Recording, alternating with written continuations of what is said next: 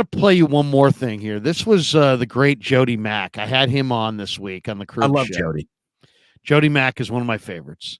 And I asked him, I said, what's the talk in Philly? And listen to what he says here. Talk? Is there okay, Jody, you do a lot of radio, so you talk to the fans. You're on the front lines. You get a chance to get a real feel for it. What's the big dialogue centered on this week with the 49ers coming to town? Is it just a lot of trash talk? Is there a certain matchup the Eagle fan feels like they can exploit? Is there what's the talk? What gives the Eagle fans the swag? If they didn't already have swagger, what would give them swagger, or what are they talking about on the airwaves out there? It's it's funny, Larry. It's a carryover from last year, and I got a lot of this before the NFC Championship game, which I had to say, okay, if you're going to take that attitude, that's on you. I'm not going there. The Brock Purdy, same way the 49ers did after the fact, saying we would have won the game. Right. Eagle fans before the game was playing, Brock Purdy is not coming into our house and winning. Well, you don't know that. I'm glad that you have confidence. I'm glad that you feel that way. But I wouldn't use that word, will not. Probably will not. I don't think he will. It'd be a surprise if. All those things you can say. But they're very definitive and declarative about Brock Purdy's not coming into this house and winning. Okay, if you beat, well, and you didn't beat Purdy last year, beat the 49ers. Right. But if Purdy's on the field for all 4 quarters and the Eagles do something they haven't done in a while, win by double-digit points, then yes, you're going to be able to go, well, I tell you, Jody, Purdy's not winning in this house. But if Purdy goes in and wins, a lot of people are going to have to eat their words here in Philadelphia. Okay, Jody, you do a lot. So there you go. And underestimate Brock Purdy at your own risk. The NFL has not done very well underestimating. And by the way, I just want to give Jody a little. I've never seen anyone quite wear a pair of headsets like that. I mean, he is like this. I mean, so who wears their headphones like this except for Jody? Well, hey, when he's on IP, he's on WFAN, he's on CBS Sports Radio. So I decided, yesterday, and a lot of people didn't like this question. I got a lot of heat for this, but I asked Purdy yesterday because I knew this was not like one guy that I talked to. I talked to 3 different Philly guys. You talked to John Kincaid. Almost all of them centered on, well, Purdy. They're not beating them. They're not coming in here with Brock Purdy and beating the Eagles. Like Purdy's the weak link. And so I asked Brock, and I made sure that he heard this. And here's the question from yesterday's presser that some people kind of got mad at me on Twitter for asking this question. Brock, the media people I've talked to this week describing the dialogue around this game say that the Philly people feel like specifically you are the weak link. I know you said you play with a chip on your shoulder. How does that motivate you in any way? That the perception is that you're the weak link. Yeah, that's the first time I've heard that, so I don't really know exactly how I feel about that. They think that's fine. Yeah, I don't really know. I'm playing quarterback for the 49ers, and we have a good team. I'm just trying to do my job and help them win. So, yeah. So there you go. It wasn't my favorite question to ask. I'm a Purdy believer, but I heard it enough times this week, and I thought, you know what?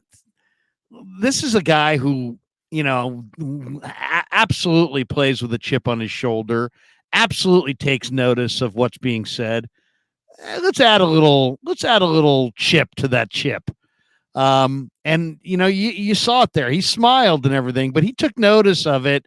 And we'll see how he plays on Sunday. And we'll see how Philly fans feel about him being the weak link. Because and I know that not only has he not been the weak link, he has led them to this point.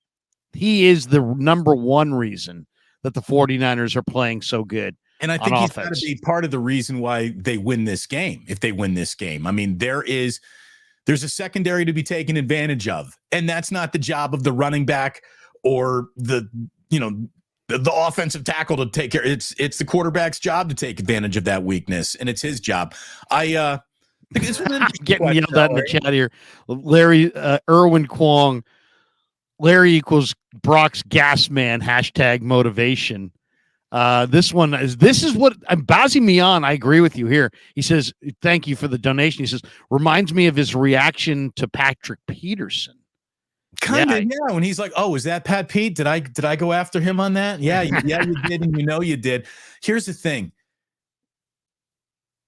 there are so many different, stations at the buffet table that a real, true pro NFL quarterback has to be good at, and one of those elements of, in order to serve a full meal, you got to have this too, is you got to have a good podium game. Brock Purdy's podium game is as much a 10-year NFL vet as some of the actual game footage that he puts out there. He really is a mature young kid, and he didn't take your total setup. Hey, Brock, in Philadelphia, they think you're a total pussy. What do you think about that, Brock? It's the way that he, just sloughed that off and said, I'm smart enough to not give anyone any bulletin board material. I'm just going to smile and tell you that I got a job to do and we got a good team.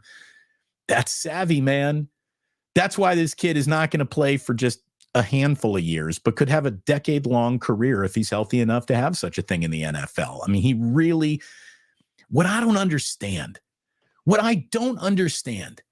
is how people pick and choose what is important only based on whether or not it helps make their argument about a quarterback.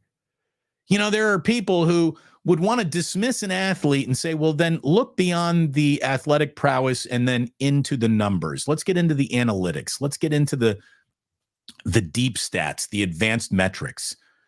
Not only does Purdy, I think, absolutely amaze people with how much of an on-field athlete he really is. He's got great legs. He's got great footwork. He's got great speed. He's got pretty good burst. He can get to a corner. He's more of an athlete. You look at him, you underestimate him as an athlete. And that's where I think a lot of mistakes are made. Don't underestimate this kid as an actual athlete, because he might not have the body type, but boy, he's got the wiggle in him. He really does. And then he's got escapability. He's got the same thing that Mahomes has. They don't run fast, really, for the stopwatch. You wouldn't necessarily call Mahomes fast, but he can spurt away. You wouldn't necessarily call Purdy fast, but he's got he's got that 1-5-4 10-yard split, which is very similar to Tyreek Hill. Football. So it's quickness. It's short area quickness. It's like JT Snow. JT Snow, if you're a Giants fan, one of the short area quickest guys you're going to find, it made him a Gold Glove first baseman. You put him on second base and somebody singles to center field, he's thrown out by 10 feet. Yeah, he's slow. He's not fast in a 40-yard deal. He's not fast in a sprint, but he's very quick. And that's what Purdy is. He's very, very quick. So if you want to denigrate the athlete and then say, well, it's deeper than that, you got to go inside the numbers. What I don't understand is how Brock Purdy, he's got the best numbers in football. He's not at the top of he's not around the top of the list. It's him at the top of the list. One of the theories that I brought up with John Kincaid is that, look, if Brock Purdy were just perceived as cooler, if his name were Johnny Laserbeam and he wore the cool shades or something, if he just checked the box of America thinks this guy's cool, however you check that box, I wouldn't know how. I'm not cool. But but however you go about checking that box, had Brock Purdy checked that box, I think a lot of people would be telling you, man, I really like this guy. Because the boxes that he does check are all this best passing ratio, best touchdown to pass ratio, best under pressure. Yeah. Exactly. He's the best against any defense you can throw at him. He's literally in a quadrant of a flow chart of every single NFL quarterback. He's in a quadrant that no other quarterback is even close to. And while operating behind an offensive line that's 28th in the NFL in pass block win rate. How come whenever Aaron Rodgers is having an MVP year, people will tell you, like, look at all these advanced metrics, and it just shows you that he's the MVP. But when it's Brock Purdy doing it, all of a sudden, these advanced metrics don't matter nearly as much. Like, that's well, and look at all the people who are yelling for CMC to be the MVP, when really it's been a quarterback award, and Brock's number one in all these categories. Do you think that, if Mahomes was number one in all these categories, people would be like, oh, yeah, he's the hands down MVP? Oh, it would be because it's Brock. It's like, oh, yeah, well, that's an aberration. Right. He's got to be somebody else. He's number one in the NFL in all these categories, but that's just happenstance. Like he's a Shanahan along for the ride there. Or here's the other one. If the Niners lose, Shanahan's got on the hot seat. Shanahan sucks. Shanahan, but then when it's time to talk about Brock winning the MVP, he's got Shanahan. Right. He's got Shanahan. Right. Not even factoring in that when Brock Purdy came off the bench in week 13 last year against the Dolphins, all non-Jimmy Garoppolo quarterbacks under Kyle Shanahan were 9-29. And yet Brock comes in, plays great, and suddenly he's got Shanahan. Beathard had Shanahan. Mullins had Shanahan. All these other donkeys that couldn't win. Jack had Shanahan, but suddenly Brock wins games, and it's Shanahan. So it's just another example of the argument and being able to redefine someone to just fit your argument more than be consistent with how you define someone. Jim Harbaugh is literally the Lord of Ann Arbor. Everything that happens in his fiefdom and his kingdom, he is the master of. He pulls every single puppet string. There is no detail or element of Michigan football that escapes him in any way, shape, or form, right until they get in a cheating scandal. And it's, Jim never knew. He was just a victim of circumstance. Jim Harbaugh had no idea who Connor Stallions even was. And he didn't know about any of this sign-stealing scandal. And Jim, who is a control freak, had no control over any of this. I mean, it's just ridiculous. Right. It's ridiculous. Suddenly he's like a vendor in the big house. Right. Oh, he's lucky to be here. He had no idea. Get your popcorn. He's just suddenly just a guy walking around instead of like the czar that all is Michigan football.